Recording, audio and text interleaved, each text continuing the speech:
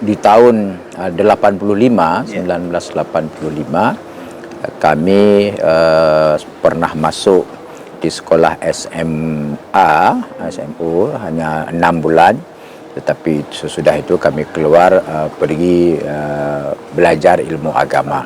Kalau dari 2 ke atas, maknanya bapak dan di atas itu memang di keluarga kami itu tidak ada yang latar belakang tengku ataupun yang mendalami ilmu agama secara khusus. Jadi kami yang mendalami itu sendiri. Assalamualaikum warahmatullahi wabarakatuh.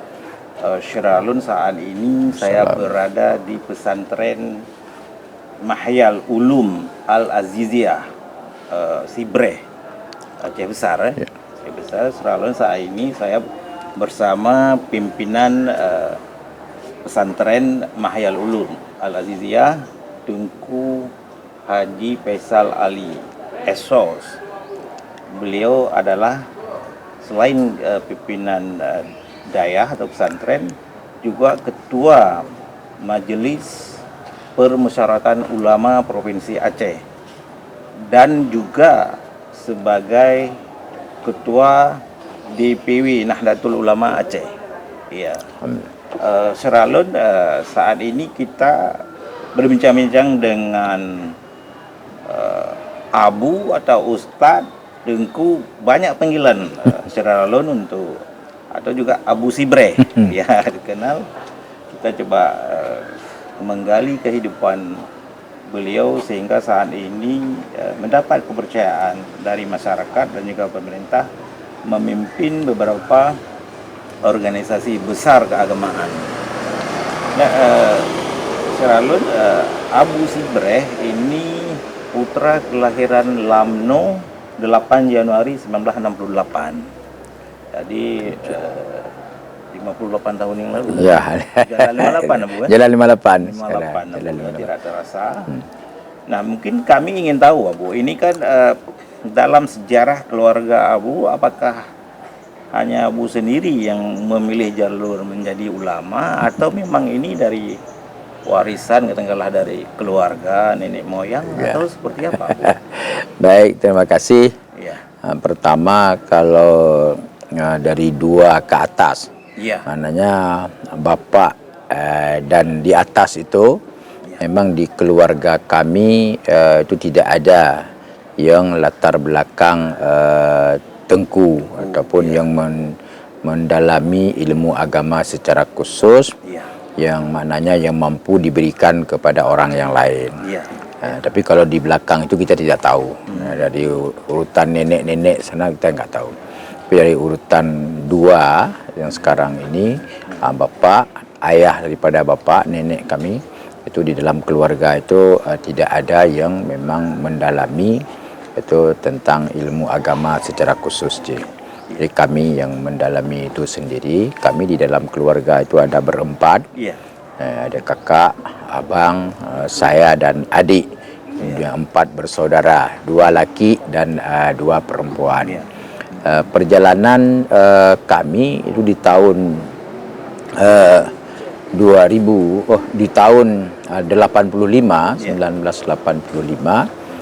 kami pernah masuk di sekolah SMU hanya 6 bulan, tetapi sesudah itu kami keluar pergi belajar ilmu agama. Tentu ini pasti ada sebab musababnya kenapa kita belajar, mungkin karena dipengaruhi oleh kedekatan tempat tinggal kami dengan pesantren Budi Lamno. Jadi antara rumah kami dengan pondok pesantren Budi Lamno itu tidak jauh.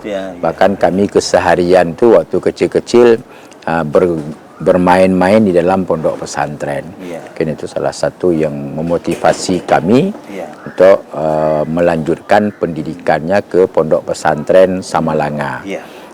Di tahun 85 kami pergi ke Samalanga. Di sana lebih kurang hampir 15 tahun belajar di Samalanga, mulai daripada kelas 1 sampai mengajar di Samalanga. Dan tahun 99 maka tanah ini dibebaskan oleh keluarga, oleh orang-orang tua kami, dan sesudah itu tahun 2000 kami memulai mengajar di pondok pesantren ini dengan santri awal itu sekitar 7 orang. Wah. Dengan santri awal itu sekitar 7 orang. Laki.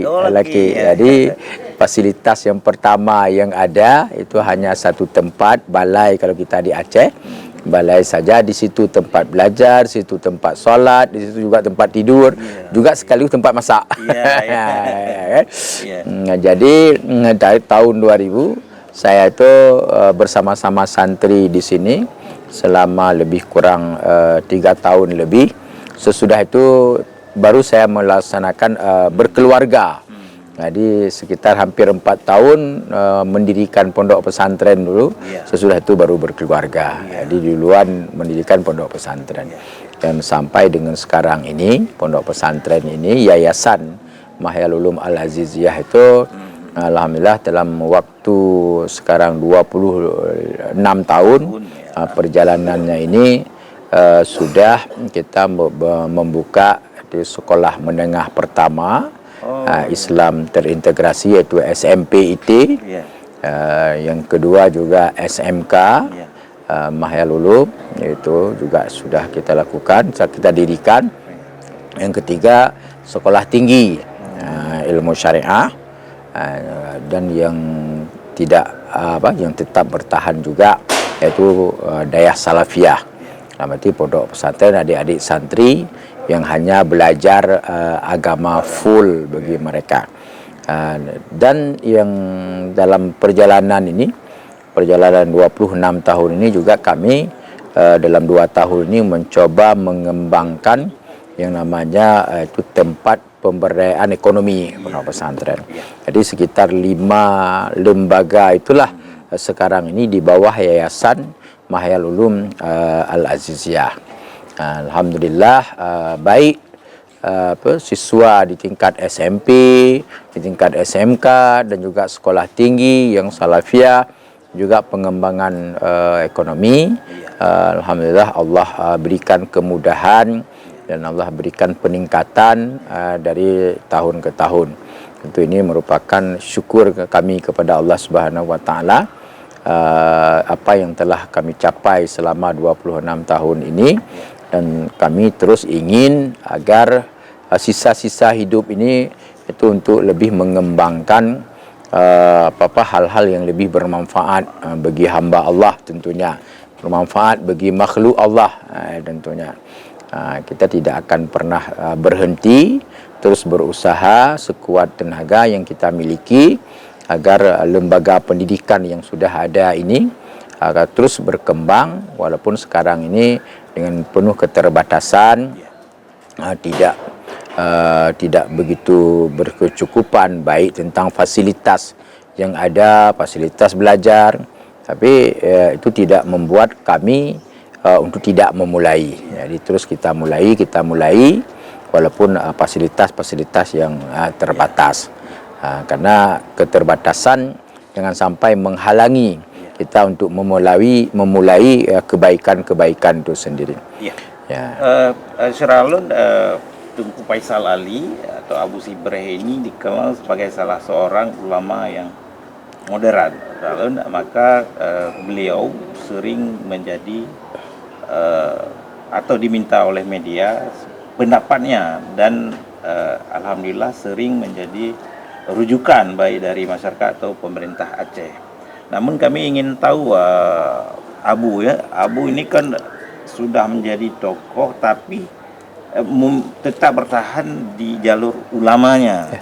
Apakah tidak tertarik misalnya masuk ke politik? Karena kan banyak juga yang menjadi bupati, kepala daerah atau gubernur, atau menjadi anggota DPR di pusat maupun di daerah. Apakah belum terpikir atau belum saatnya atau seperti apa, Bu? Memang dalam konteks politik di dunia sekarang ini kan tidak bisa kita hindari. Tidak aktif dalam politik itu bahagian daripada politik juga. Ya kan? Bagian daripada politik juga. Tapi untuk sekarang ini karena apapun kehidupan kami, terutama pribadi, tentu kita harus banyak mempertimbangkan segala sesuatunya. Kenapa? Karena tadi salah satu landasannya kita ini memulai dari awal. Yaitu berkembang dari hal yang paling kecil. Tentu banyak pertimbangan-pertimbangan apapun yang ingin kita lakukan. Yang penting apapun yang bisa bermanfaat dan dimanapun berada, kalau itu bisa bermanfaat maka tidak perlu kita masuk kepada ranah yang lain. Tapi kita juga tidak menutupin kalau prinsip hidup apa yang lebih bermanfaat, maka tetap terus akan kita lalui untuk yang lebih bermanfaat atas petunjuk arahan terutama sekali daripada guru-guru yang selama ini membimbing kami. Jadi kalau guru-guru itu sebagai atasan tempat kita rujukan dalam segala sesuatu hal, maka kehidupan apakah dalam bidang politik ataupun bukan bidang politik itu sangat terkait dengan arahan daripada guru-guru kita semuanya seperti itu. Kalau saya tidak salah pernah ada tawaran Abu dari mau ke caleg DPRI, mau ke kepala daerah atau wakil kepala daerah, tetapi walaupun nama Abu disebut-sebut, akhirnya Abu seperti menarik diri dari itu. Mungkin sekilas tadi sudah disampaikan, ini padahal ini sesuatu yang menggoda sebetulnya. Ingin. Kenapa sampai bisa bertahan? Karena itu juga salah satu tempat yang bisa memperjuangkan kepentingan rakyat. Dalam bahasa Aceh itu ada kata-kata itu bahasa Acehnya ngui balaku tubuh pajuh balaku atra. Kita harus tahu diri. Tapi itu saya bantah. Harus kita harus tahu diri dalam konteks tertentu sekarang ini. Itu masih perlu kita bertahan yang seperti ini, tapi ke depan itu kita serahkan kepada Allah Subhanahu wa taala. Karena perjalanan apapun yang kita lakukan itu tentu ada masa-masa yang memang hari ini begini dan hari itu begitu. Tapi yang sangat penting titik berat tadi adalah pada hidup yang bisa lebih bermanfaat. Kalau itu memang jalan untuk yang lebih bermanfaat, apa tidak yang akan kita lakukan. Tapi kalau yang sekarang ini hal yang seperti inilah yang kita lalui. Dan insyaAllah terus kita mendengar arahan, petunjuk daripada guru-guru, daripada teman-teman, sahabat-sahabat semuanya yang selama ini mereka terus memberikan semacam menjaga perjalanan hidup kita ini.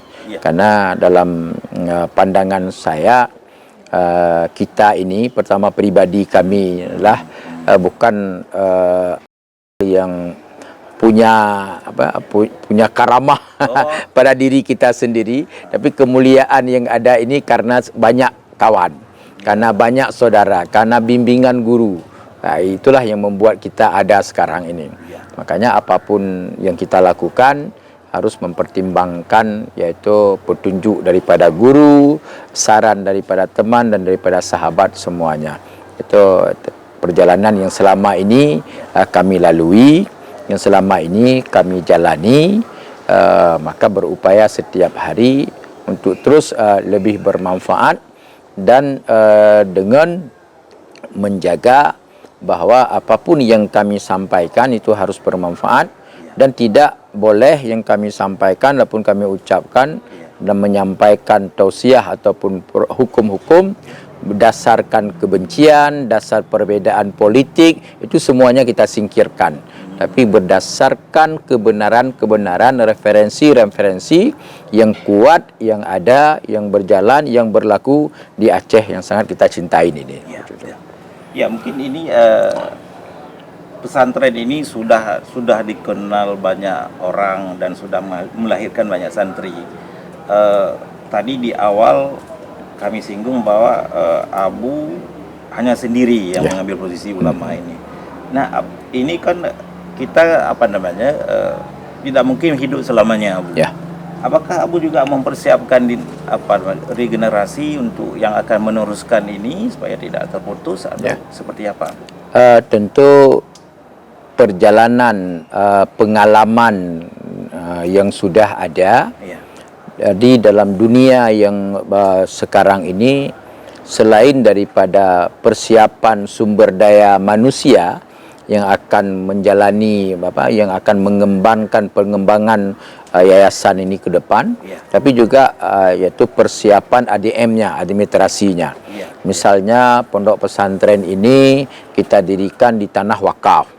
Di tanah wakaf tentu administrasi perwakafan itu harus kita tuntaskan. Jadi mana yang wakaf untuk pondok pesantren, mana yang sifatnya pribadi, itu semuanya sudah kita tuntaskan karena kita persiapkan dalam konteks administrasi. Tapi juga mempersiapkan yaitu generasi-generasi yang mampu menjalankan ini semuanya. Tentu yang harapannya memang naluri kita sebagai manusia bahwa yang bisa melanjutkan ini, kalau mereka memang mau mengembangkan itu adalah daripada keturunan-keturunan kita. Itu yang harapan, karena ada bentuk emosional tanggung jawab mereka di dalam menjaga ini semuanya. Tapi kita tidak memaksa. Kita tidak memaksa, tapi memberikan kebebasan kepada anak-anak kita, kepada saudara-saudara semuanya, agar mereka menjalankan sesuatu sesuai dengan kemauan mereka sendiri. Silakan. Makanya ada anak-anak kadang-kadang yang tidak punya naluri untuk mengikuti apa yang sedang dijalankan oleh orang tuanya, tapi nggak ada masalah. Karena yang penting mereka punya kebebasan. Kita sebagai orang tua hanya mengarahkan. Prinsipnya lembaga pendidikan ini harus tetap jalan walaupun kita ini sudah tidak ada lagi di bumi ini, di dunia ini, seperti itu. Baik, mungkin di ujung bincang-bincang kita sore ini, Abu, mungkin apa yang ingin Abu sampaikan untuk masyarakat dengan kondisi yang saat ini baik dunia sendiri atau gonjang-ganjing juga tingkat nasional dan juga Aceh sendiri. Pertama kepada masyarakat, khususnya kepada generasi muda, karena mereka lah yang akan mengembangkan tugas-tugas kehidupan di dunia ini, mengganti orang-orang sebagai khalifah itu, kan mereka yang muda-muda inilah yang akan. Apa yang kami harapkan dari anak-anak muda ini adalah yang pertama sekali, mereka kami minta untuk terus mendalami, memperbanyak ilmu. Carilah ilmu sekuat tenaga, carilah ilmu sebanyak-banyaknya, jangan padai dengan hanya level-level tertentu, tapi dalamilah ilmu pengetahuan dengan sebanyak-banyaknya. Karena ilmu pengetahuanlah yang akan mewarnai kehidupan mereka, dan juga ilmu pengetahuan yang akan bermanfaat dalam kehidupan mereka dan kehidupan yang lain-lainnya. Jadi jangan banyak habiskan waktu pada hal-hal yang tidak bermanfaat. Kita yang orang tua hanya mampu membimbing, mengarahkan, tapi yang penting semangat mereka untuk belajar itu yang harus kuat. Sekarang bagi anak-anak kita, singkirkan dulu memikirkan tentang bagaimana mencari uang. Tapi optimalkan dulu cara untuk mencari ilmu. Karena itu ilmu akan mudah kita dapatkan uang, tapi uang tidak mudah kita dapatkan ilmu. Jadi prinsip yang paling utama itu adalah ilmu. Kita bisa membaca bagaimana misalnya negara-negara yang dulu pada waktu Perang Dunia Kedua itu hancur yang begitu besar, tetapi karena pemimpinnya mendorong masyarakatnya untuk memperbanyak ilmu, dalam ilmu, akhirnya mereka menjadi pemenang di bangkit di sekarang ini. Dan inilah yang kita harapkan terutama sekali kepada masyarakat Aceh yang Muslim. Silakan terbang ke mana-mana, tetapi perkuatkan basic keagamaan itu. Sekurang-kurangnya mereka lepas daripada tanggung jawab yang dibebankan oleh Allah kepada kita, kepada umat Islam, yaitu yang diistilahkan dengan fardu ain. Jadi ada ilmu fardu ain tentang masalah ideologi, masalah akidah, Ada ilmu fardhu ain tentang tata cara kita beribadah, berubudiyah dan bermuamalah dengan manusia ini. Ada ilmu fardhu ain yang terkait dengan itu kesucian hati kita. Jadi 3 ini itu paling dasar bagi umat Islam, bagi anak-anak muda kita. Sesudah itu tuntas, silakan terbang kemana-mana untuk mencari ilmu pengetahuan, bekal bagi hidup di masa akan datang, bekal bagi mengembangkan dunia ini untuk lebih sejahtera dan lebih baik. Iya, luar biasa Sralun. Terima kasih Abu atas kesempatannya berbincang-bincang dengan kami. Mudah-mudahan apa yang disampaikan ini bermanfaat bagi masyarakat umat tentunya. Sralun, demikian wawancara kami dengan Tengku Haji Faisal Ali, Ketua Majelis Permusyawaratan Ulama Aceh. Saya akhiri, billahi taufiq wal hidayah. Wassalamualaikum warahmatullahi wabarakatuh. Download Tribun X sekarang, menghadirkan lokal menjadi Indonesia.